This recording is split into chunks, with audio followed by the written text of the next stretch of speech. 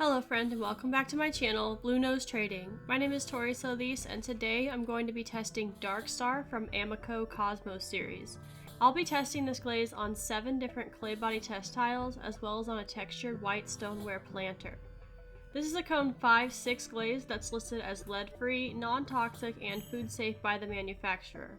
I'd like to say with this one particularly, it says food safe on the bottle, but on the Amaco webpage about this glaze they say, and I quote, "Is this glaze food safe? Yes, but due to durability, these glazes are not recommended for food surfaces."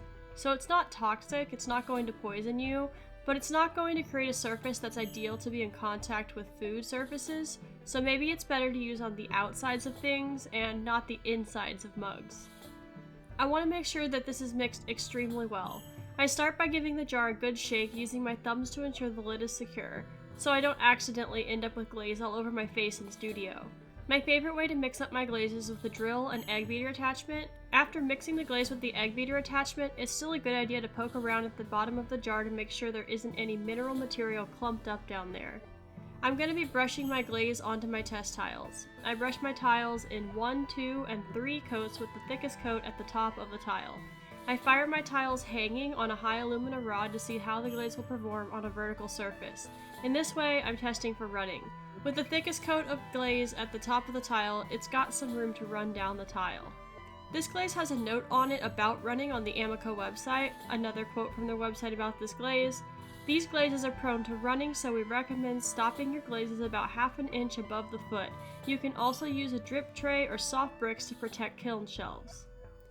I like to test glazes on lots of different clay bodies to get a general idea of how a glaze is going to behave on different colors and surfaces. Everyone out there is working with a different kind of clay, and maybe one of these tiles can help you guess at what might happen for you. As always, I strongly recommend that you make your own test tiles and fire them in your own kiln. Fire your tiles exactly how you would fire your normal work. There are a lot of different factors that go into how a glaze is going to turn out, and the best way to see how a glaze is going to work for you in your kiln on your clay with your application process is to do your own testing. Looking at the textured white stoneware planter, this glaze is a translucent molasses brown with a small amount of that oil slick rainbow effect in an area where the glaze seems to have been applied a little thicker. After the meltdown with the supernova glaze from this series, I was a little more conservative with application going forward with testing these glazes. It seems there's a very fine line to walk between applying enough glaze to get the effect you're looking for while keeping the glaze from running off your work. On the white stoneware test tile, we're seeing a decent amount of the rainbow effects in the areas where 3 coats were applied. I'm not seeing a whole lot of downward movement on this tile, so maybe it isn't as runny as some of the other glazes in this series have been for me, but I would encourage you to still proceed with caution. The test results are similar on Laguna B mix. There's a hint of downward motion and fluidity to this tile, but nothing too extreme. We're seeing most of the rainbow effect in the area of 3 coats. The Laguna Frost tile has a great visual effect. The glaze appears black and reveals an oil slick iridescence rainbow when tilted at different angles. There's a good deal more downward motion on this tile, so while the effect does look great, I would absolutely proceed with caution. On my speckled stoneware tile, the effect is similar to white stoneware in that there's more rainbow areas of thicker application. However, there is also blistering on this tile, and the fluid downward movement is fairly substantial. Given the results of this tile, I don't think I would personally take this glaze to full work on this clay body. The Laguna Speckled Buff tile doesn't show any signs of blistering, and the color gives the most rainbow effect in the areas of thicker application. There's a noteworthy amount of fluid downward running on this tile. The glaze even peaked over the edge of the bottom of the tile. I would take precautions to protect my kiln if I was going to move this glaze forward to larger work on this clay body.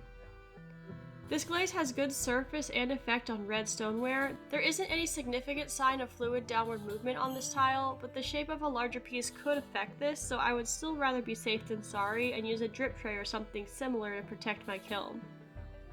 The Laguna B3 Black actually gave what I consider to be the best results of these tests. The glaze appears a dark black and shimmers with rainbows when the angle is changed. The glaze has some downward fluid motion, but it didn't run off the tile. The rainbow crystals formed the best on this tile, and they look really great. I don't see any pitting or blistering on this tile, which is definitely a plus. Overall, this is an interesting glaze that can have varying effects and behavior across different clay bodies and is sensitive to application thickness to perform well.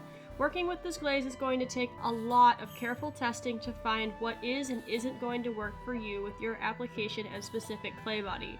At its best, this glaze has a dark, near black surface that shimmers with zigzagging rainbow crystals when you change the angle of the light. I see a lot of potential for this glaze, but I would strongly encourage you take extra precautions to protect your kiln and kiln furniture from running while you're testing this glaze. Thank you so much for tuning in this week. I hope you enjoyed learning more about this glaze and can make use of this information in your own studio. If you'd like to help support my channel so I can get more glazes to test for you, consider becoming a member of my channel right here on YouTube. If you'd like to see all the ceramics I currently have available for sale, visit my website, bluenosetrading.com. If you want to stick around for more art videos, be sure to subscribe to this channel, Blue Nose Trading. Thank you so much for being here until the end of the video. Remember that you have great ideas that are worth exploring, drink enough water, and I will see y'all in the next video.